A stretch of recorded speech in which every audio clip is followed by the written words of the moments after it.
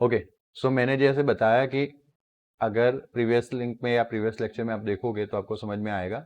वापस बता देता हूँ इसके लिए, व्हाट इज दिस, कि अगर आपका फील्ड इनटू द पेपर जा रहा है, गॉट इट, और अगर आपका फ्लक्स इंक्रीज हो रहा है तब जाके एंटी क्लॉकवाइज करंट पास होगा। तो ये 3 फिगर है जिसमें आपको करंट कौन सी डायरेक्शन में पास हो रहा है वो बताना है। तो पहला जो लूप है वो फ्लक्स के अंदर मतलब फील्ड के अंदर जा रहा है या ना। तो जैसे जैसे जैसे वो अंदर जाएगा वैसे वैसे लूप के साथ ज्यादा फील्ड लिंक होता जाएगा, गॉट इट। इसलिए फ्लक्स इंक्रीज होगा, और फ्लक्स इंक्रीज होगा तो एंटी क्लॉकवाइज, अगर आप ए को पकड़ लो, ऑलवेज हम ए को पकड़ने का रखेंगे, A B C D, anti clockwise यही होता है ना, तो वो पाथ पे आपको करंट मिलेगा, बराबर। वैसे सेम फिगर आए तो अंदर एरो है कि नहीं, बट जिसको ये पता चलेगा वो तो निकालेगा ही, बराबर। बट गलती से आ जाए तो मार्क्स उसी में से ही है, फिर अरे एरो थे तो भी मैं लिख के नहीं आया, ऐसा ना हो जाए। बात समझ में आया। Generally copy to copy figures आते हैं, दैट्स वाई। देखो, एक क्वेश्चन का फिगर है, नहीं दिया है, हाँ तो सही है ना, नहीं देंगे ना, बराबर। विथआउट एरो वाला ही आएगा, बट फिर भी अगर कहीं गलती हो जाती है तो टेक्स्ट बुक में कैसा है, विथआउट एरो वाला है ना, तो बस तो विथआउट एरो वाला ही आएगा तो फिर ओके। सेकंड में देखो, सेकंड वाली फिगर जिसमें जो लूप है वो कहाँ जा रही है, बाहर जा रही है, तो फ्लक्स क्या होगा, डिक्रीज होगा। तो कौन सी डायरेक्शन, क्लॉकवाइज। तो क्लॉक में सी B A C B path पे आपका करंट फ्लो होगा। चलो थर्ड, बाहर जा रही है तो फ्लक्स डिक्रीज होगा, डिक्रीज होगा तो clockwise, that is A B C D A. आया समझ में। बस जो भी आपको समझा, मार्क्स तो उसी के मिलने वाले थे। अब लिखना वही है, given loop enters the magnetic field, first वाला एंटर कर रहा था, and that's why magnetic flux increase, and so induced current should in case should cause outward magnetic flux to oppose the increase in a flux according to which law, वही words बिठाने हैं। आया समझ में। And for this induced current should be flow in which direction, A B C D A. दूसरे में flux loop जो है वो एग्जिट कर रही थी गिवन मैग्नेटिक फील्ड को, इनवर्ड मैग्नेटिक फ्लक्स जो है वो क्या हो रहा था, डिक्रीज हो रहा था। So induced current should be cause inward magnetic flux, that means oppose the decrease in flux according to which law, and so clockwise direction होगा A B C A B, A C B A, then वापस C पे आता है। Okay चलो, given loop again exit same to anti clockwise मतलब always north, clockwise में south. वही तुम वापस वहीं पे रुके हो, वापस एक बार भी तुमने वही बताया था, करंट की जब बात हो रही थी तब भी तुमने वही बताया था, सेम टू सेम है। नॉर्थ साउथ से भी समझ सकते हैं कि वो अंदर जा रहा है, मतलब कि फील्ड अंदर जा रहा है, मतलब नॉर्थ से साउथ, मतलब आपकी ओर नॉर्थ है और ऐसे अंदर आ रहा है तो साउथ। अब आपकी ओर नॉर्थ है ना, तो यहाँ पे सामने भी क्या जनरेट होना चाहिए, नॉर्थ, नॉर्थ जनरेट हो सामने, इसलिए ऐसा आएगा। तो मिल गया कि एंटी क्लॉकवाइज डायरेक्शन में। आया समझ में, है या ना। फ्लक्स इंक्रीज हो तो, फ्लक्स डिक्रीज हो तो साउथ हो जाएगा, गॉट, उल्टा हो जाएगा। हाँ okay, a closed loop is held stationary in the magnetic field between the north and south pole. इसको मैंने इसलिए एक्सप्लेन नहीं किया, सेम टू सेम है, बराबर, सेम टू सेम सेंटेंसेस हैं।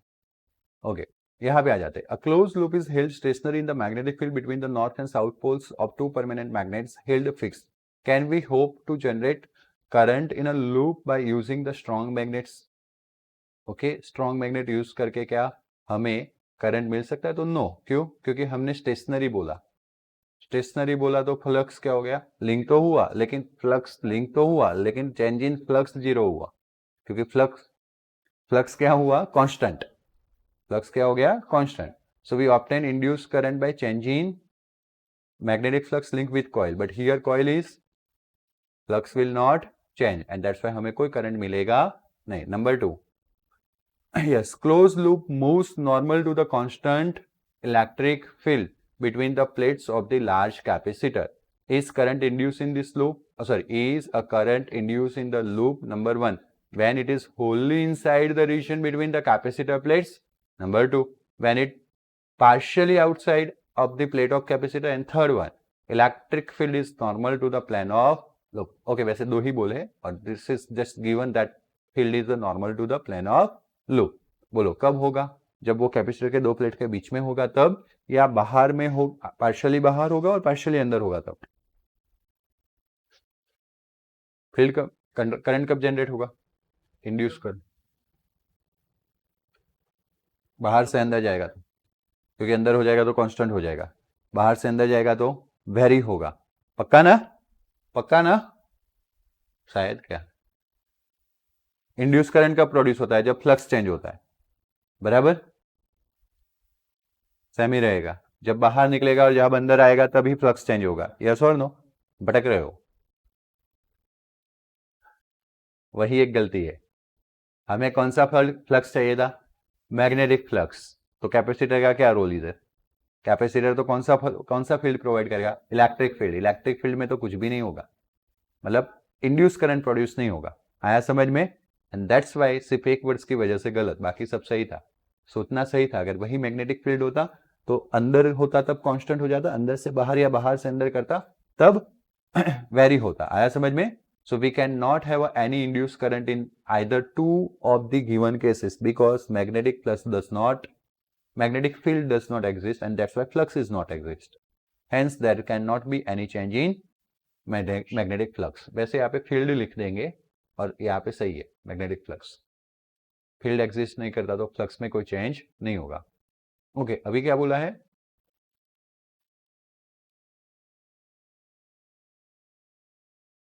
कॉइल अकेला पास हो रहा था ना, कॉइल के अंदर करंट पास होता तो खुद का फ्लक्स लिंक होता। समझ में आया? दो पेज तो थे ही और एक लूप जस्ट पास करने वाला था। हमें लूप में करंट पास हो रहा है ऐसा तो बताया नहीं। लूप में खुद करंट पास होता है और उसमें वेरिएशन होता तो खुद के साथ फ्लक्स लिंक होता, बट ऐसा कुछ है ही नहीं। जब बोला ही नहीं है तो क्यों सोचें? Okay, a rectangular loop and a circular loop are moving out of a uniform magnetic field region to a field free region with a constant velocity v. In a which loop do you expect that induced EMF to be a constant during the passage out of the field region? The field is normal to the loop. वैसे वो तो clearly दिख ही रहा है, दोनों loop यहाँ पे plan of page में है और नॉर्मली फील्ड जो है वो अंदर की ओर जा रहा है। तो बेटा जैसे जैसे बाहर निकलेगा, मानो कि इतना डिस्टेंस कवर करता है कुछ टी टाइम में, तो वापस टी टाइम में इतना डिस्टेंस वापस बाहर निकलेगा, है ना? तो ये जो एरिया है वो क्या रहेगा? कांस्टेंट। बट सेम अगर हम यहाँ पे बात करें, ये डिस्टेंस निकला, वापस से डिस्टेंस निकला, वापस से डिस्टेंस निकला, तो पहले सिर्फ इतना एरिया था, फिर एरिया बढ़ गया, फिर एरिया बढ़ गया, फिर वापस क्या होगा? कम होना स्टार्ट होगा। सर्कुलर शेप है ना, तो कम होना स्टार्ट करेगा। इसलिए यहाँ पे जो एरिया का जो रिलेशन है या चेंज होने का रेट है, यानी कि एरिया के अकॉर्डिंगली फ्लक्स का जो रेट होने का चेंज होने का जो रेट है, that is not constant, and that's why यहाँ पे इंड्यूस ईएमएफ वेरी करेगा, बट यहाँ पे ईएमएफ क्या रहेगा? कांस्टेंट रहेगा। आया समझ में? है या ना? So for the rectangular loop, induced EMF epsilon equals to BVL, which can taken constant till it comes out the field perpendicularly, because here because here along with the B, V and L also remain constant, where in the case of the circular loop, length is initially increased and later, देखो पहले इतना था, फिर ए बढ़ा, फिर ए बढ़ा, फिर ए कम हो गया, फिर ए कम हो गया। यस और no? Okay, and that does not remain constant. D में आपको क्या पूछा है? Predict the polarity of the capacitor plate in the situation describe by figure. तो आप यहाँ पे एस साइड पे खड़े हो, ऐसा सोचो, और this is the circular loop और उसके साथ दो प्लेट ऑफ कैपेसिटर कनेक्ट किया है। यस और नो? तो हमें ए और बी की पोलैरिटी देखनी है। तो एस को नजदीक लेके जा रहे हैं तो यहाँ पे क्या प्रोड्यूस होना चाहिए? एस प्रोड्यूस होना चाहिए कि नहीं? तो करंट इस डायरेक्शन में जाएगा, तो करंट ए में ऐसे एंटर हो रहा है और बी में से निकल रहा है। हम इधर से देखने का ट्राई कर रहे हैं। आया समझ में? तो करंट इधर एंटर हो रहा है, मतलब कि वो कौन सा पोर्शन? नेगेटिव। और बी कौन सा पोर्शन? बात क्लियर हुआ? आया ना? Here, because the motion of the two given magnets, magnetic flux towards the RHS side goes on increasing with the time. RHS मतलब right hand side, this one. Magnetic flux जो है वो क्या होगा? Increase होगा। आया समझ में? And hence, according to the Lenz law, induced current source should flow in a which direction? Clockwise. Right side से देख रहे हो, clockwise दिख रहा है। हमने हमारा लॉजिक लगा के यहाँ पे सेट किया, यहाँ पे आने के बाद यहाँ पे सेंटेंस बना के लिख रहे हैं, कौन सा डायरेक्शन है, clockwise, in the loop containing the capacitor as seen from the which side, right to left, right to left देखो तभी पॉसिबल है, लेफ्ट टू राइट में उल्टा बात हो जाएगा. Okay, so the electric current should be flow in a which direction, anti clockwise, plate A will loss the electrons and plate B will gain. अभी ये कैसा है,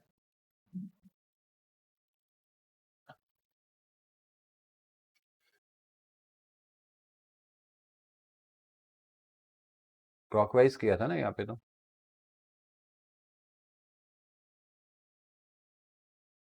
बुक में क्या दिया है, नहीं, ए और बी पॉजिटिव नेगेटिव में,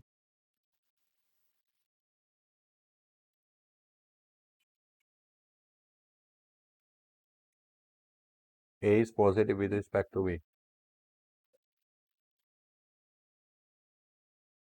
आधे तक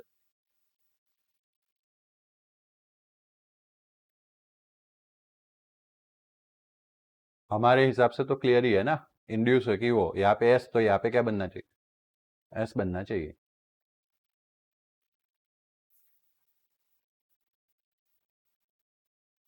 इस न्यूमेरिकल में मैं आके हर बार यही पे लोचा है.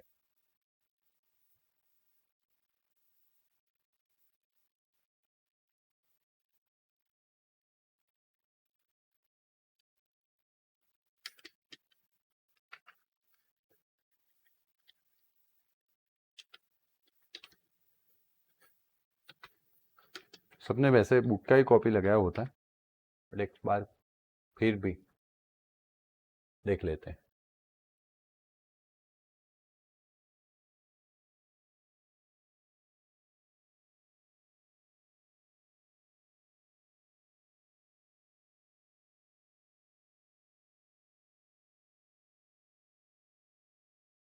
क्या है,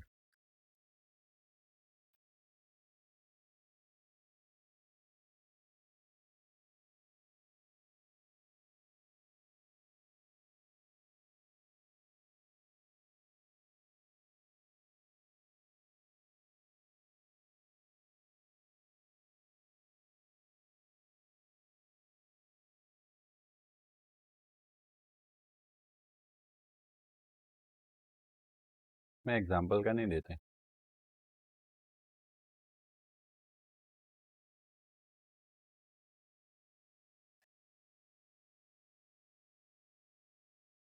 माना क्या क्या हुआ?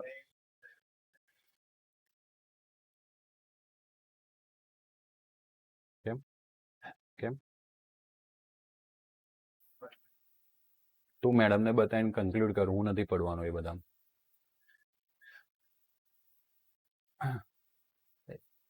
મેડમને એવું કહી દે કે તમે મળી આવજો, સરને લેક્ચરમાં હેરાન કર્યા, સરે ના પાડી દીધી. ओके, इसको कंक्लूड करते, रुको कुछ तो छूट रहा है.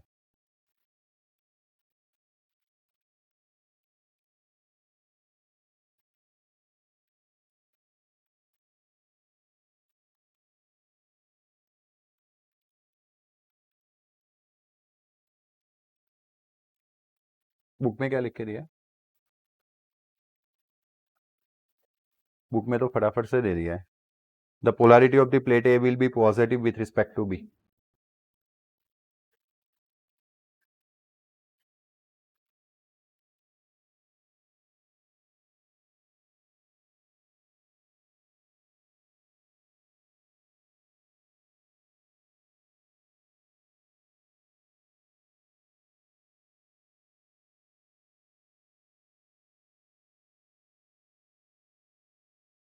इस ऐसा कुछ पढ़ा था हमने, देखो अगर ये यू शेप वाला था तो याद आ रहा है, ये पी था और एक क्यू था, इसमें हमने क्या बोला था, पॉजिटिव ऊपर आ रहा था ना.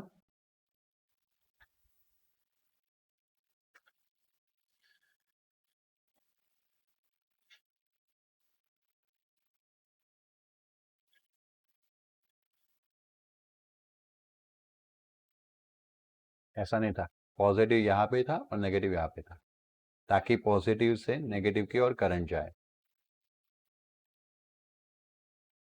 बुक में तो ऐसा ही दिया है, करेक्ट करवाया था ना।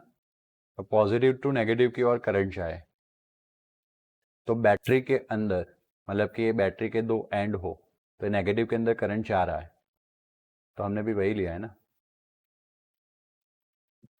ओके, कंक्लूड कर लेना आप लोग, अभी के लिए तो यही आंसर लिखना है हमें, बराबर। इसमें कुछ भी अगर आगे पीछे मुझे मिलता है तो मैं बताऊंगा।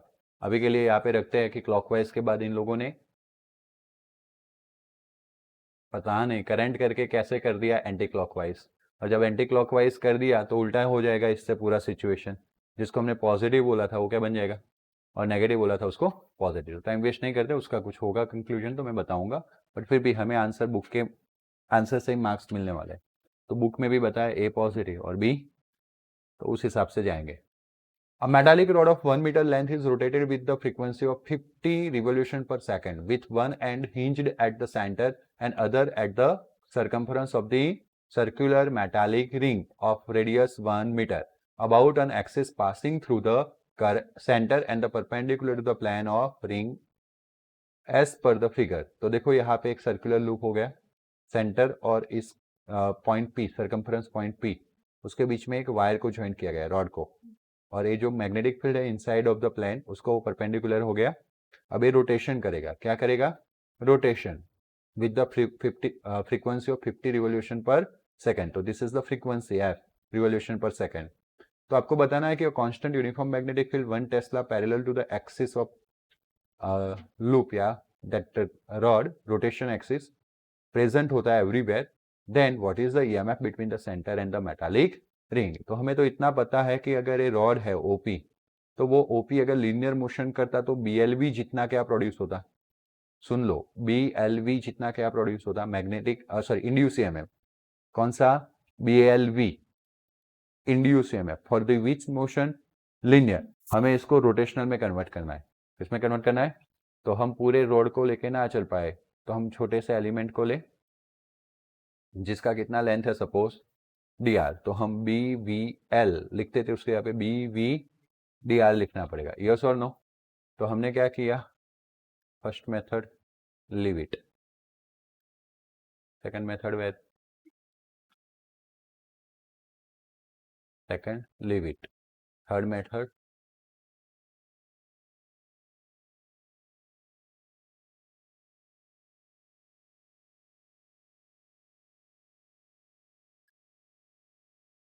यही करना है, पहला वाला करना है, ओके। बट इतना लंबा हिस्ट्री नहीं लिखना है, यहाँ से स्टार्ट करेंगे। Across the element of the length D R, वही बता रहा था ना मैं, लेंथ लेना है, उसका एक एलिमेंट लेना है d are.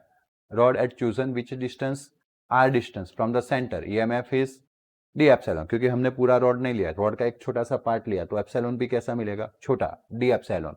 According to the formula of motional EMF we can write d epsilon equals to B v l, l की जगह पे क्या आ जाएगा, डी आर। अब इस v, this is the linear velocity, उस लीनियर वेलोसिटी को रोटेशनल में कन्वर्ट करना है, तो v equals to R omega, तो D epsilon equals to B R omega D R आ गया।